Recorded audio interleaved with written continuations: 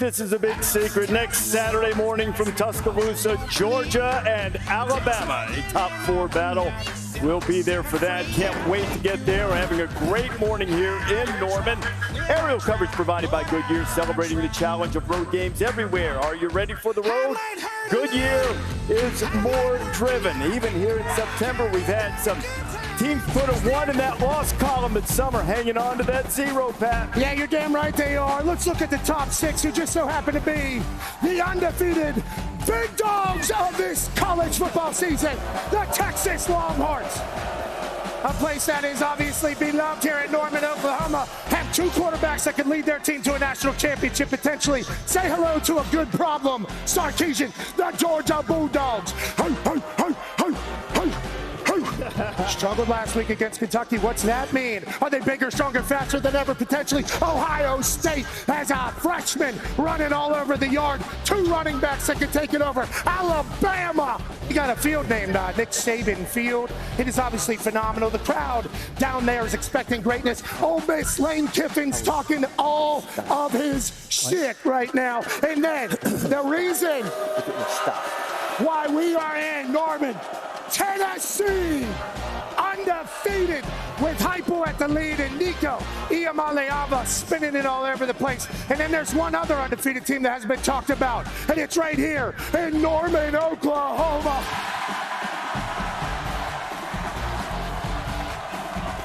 But they're ranked 15th, you see.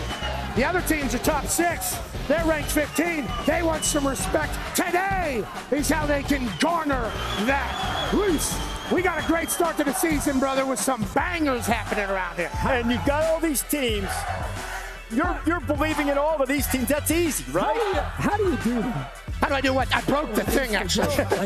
I broke the thing. I can't open it now. I was a little aggressive. Now we've got to see if it's in the budget to get Pat a new pointer for next week. No, but how could you not get excited about that, though? Like going into the season, all these fan bases hope, teams invested. Here we are sitting in there, and there's only a few that are left, and they're the dogs of college football. But I really think that the top 6 teams so far are the top 16. I think that's right. But there's somebody coming out of the rest of these teams that are going to rise up and sneak in there, and some of these teams are going to beat each other. So it's still going to be interesting. So like an Oklahoma. How this season, like Oklahoma's off the Absolutely. Like an Oklahoma.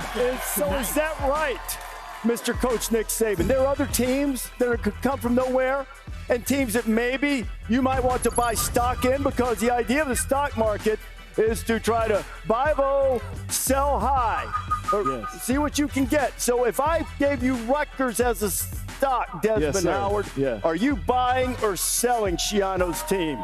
They've got Virginia Tech today.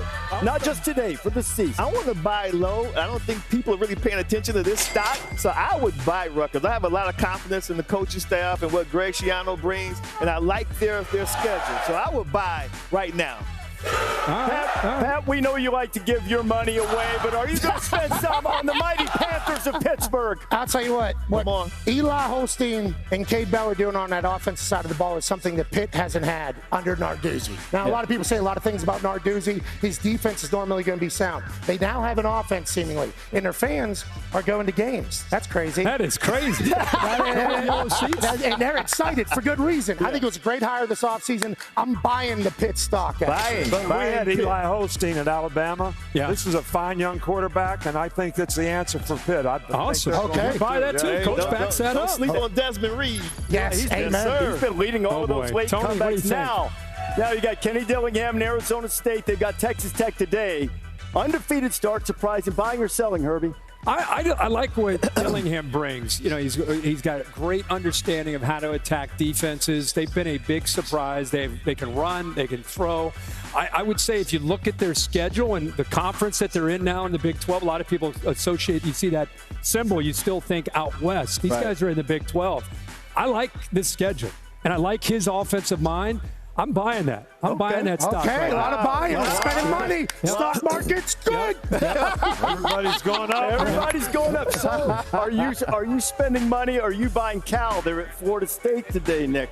Well, I kind of like Cal. To go into Auburn and win at Auburn, it's really tough to do. They've got a really good defense. Defense travels so they can play on the road. Yeah. And I don't really think anybody other than Miami, is really proven that they're a dominant team in the ACC. Yeah. So I do think Cal has a chance. I'm buying. Who's favored in that game today against the Seminoles? Who's favored? I'm not sure who's favored. I think the Florida State is favored. Who's winning that game today? Yeah. Can they beat Florida State? Florida State's been favored all year. They haven't won a game yet. No way. I think they're favored by 2 and a hook. We can get Steve on that. Okay, now, Wazoo. Couple of thrilling wins. Herbie, buying or selling?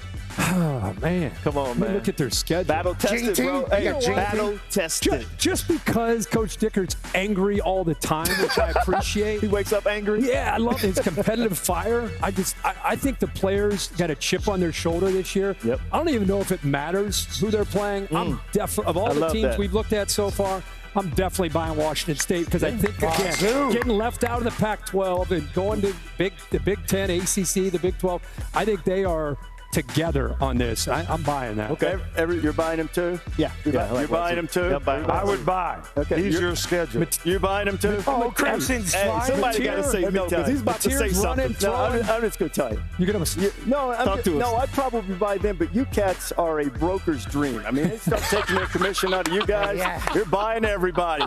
It's been a big topic of conversation. What's the latest going on at Florida State and at Florida? Well, Rece, we'll start at Florida with that 7-game FBS losing streak and 2 home blowout losses to start the season. The overwhelming expectation remains Billy Napier won't return next year. The question remains the timing of that potential exit. If you're going to fire a coach this early in the season, Rece, you have to have a clear path to get better, and Florida does not appear to have that. There's no obvious interim on the staff that could spark this program. There's also, Napier's the primary play caller, so you'd really have to change out 2 coaches, which is difficult on the fly.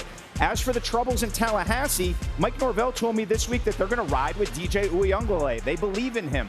Opposing coaches who played the Seminoles told me 2 key things, Rece. One is that DJU has really struggled reading the pre-snap picture, and that's limited what Florida State's offense can do. The other is the struggles on the offensive line. They've had 8 different starters on that O-line so far this season. Opposing coaches have been really underwhelmed by that unit's physicality. One piece of good news, Rece, left tackle Darius Washington returns today, but they will be without right tackle Jeremiah Byers, so the Ferris wheel continues on the FSU O-line. Well, just when you thought it couldn't get worse, they had the post-game news conference last Saturday, and some alarm went off telling everybody to evacuate the building. I think most of them have abandoned ship by now for Florida State with that 0-3 start, and they have Cal. But Nick, let's start with Florida and the perspective and the history that the Gators have, and what's going on there. What would it take to get it right? Well, I think maybe the problem isn't the coaches. They've been through 4 coaches since Spurrier and Urban Meyer, who both created a tremendous culture of winning there. And sometimes the fan base can just think, well, we can show up and expect to win and not make the commitment to the program that you need to make to be able to continue to make the changes and investments you need to make to keep up with changing times. Mm-hmm. And things change. They should have taken advantage of building better facilities when Urban Meyer was there. What's their collective been like? How have they adapted to this new model of college football? So it's not just the coaches. When you've been through 4 coaches and haven't had success, there's something else that people should be looking at. Now, when it comes to Florida State, they've always taken the microwave fix, I call it, to take a lot of guys from the portal. Sometimes that works, sometimes it doesn't, especially when things go bad. Those guys were all in the portal for a reason. Mm-hmm. So now you take these guys out of the portal, things don't go the way they thought they were going to go, and maybe you don't have the kind of culture and leadership on your team and the people buying into the leadership that you need to be able to be successful. So this is a real challenge for Mike. Yeah, I think that's a big challenge right now. It's very evident with Florida State. And if you look at Florida, boy, it's amazing to think about those 4 coaches, and you start to think about it a little bit more because consistency and guys understanding what off-season programs like, what the schemes are like. That continuity is so important to have with Florida. It's amazing. I didn't realize. I just assumed Florida has great facilities. I didn't realize they just finished their facilities just a couple of years ago. You know, I go back and I think about the Dan Mullen era. It's like, what was so bad about the Dan Mullen era? I mean, they were winning a lot of games. They played against him in the SEC championship. I'm sure they would love to have that era back. It just looks like a team that right now, the last couple of years, they don't have the athletic ability you expect to see in the SEC, especially at the line of scrimmage. They don't have the defense, and I think they've just lost their confidence, Des, overall. Think about this. This program in the last 10 years, they average 7-5. Right. Florida Gators, 10 years, 7-5. It just doesn't make sense to my brain. My brain still thinks Florida, and I think about competing for the SEC East and winning a division and getting to the SEC title. No, you guys bring up some good points, and it takes me back to I was talking to my sons, right? I was at Michigan with them, and I was talking about the cafeteria. Their cafeteria is incredible in their dorm, like the food that they have. And I'm like, bruh, like I used to eat greasy hamburgers and have to go out there and perform the way I did. You know what I mean? So when you guys talk about facilities, I mean, I understand it's an arms race with the facilities, but I like to bring it back to the coaches and the players, especially with Florida State. Listen, Florida, their problem is the expectations were very low, and they're hitting the mark. That's their problem. Florida State, I expected more of them with Mike Norvell and bringing in DJ Uiagalelei. They haven't hit the mark. I think they play uninspired, and they look unprepared, especially when games get tough and the other team is really, putting pressure on them. They seem to crack. And I think that as players, it's not all on coaches, but the coaches, of course, they have to take some responsibility. But players, eventually, you have to take pride in the performance that you're putting out there and the tape that you want everybody to see. The swamp down there in Florida being a place that everybody desires and everything like that, certainly back whenever I was in college. And I think back to whenever I was in college, I went through some real adversity after missing a couple massive kicks, death threats on my life, thinking about disappearing, not wanting to play anymore, wanting to transfer.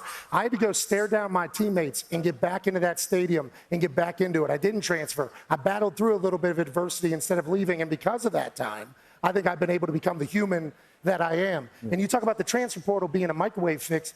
I think there's two reasons why people go into the transfer portal. It's either because there's adversity and they don't think they're going to be able to overcome it and get playing time, or there's a business decision taking place. And when your team stinks, that's bad business and it's more adversity. So the people that you're technically getting that you just got, I think staring both those things down, not good. Got to put the fire out if you're Florida State. Got to put the fire out if you're Mike Norvell. And maybe you're going to start building a program, and I think that's the next iteration of how this entire NIL game goes. So really, you got to have a vision for how are we going to create value for players.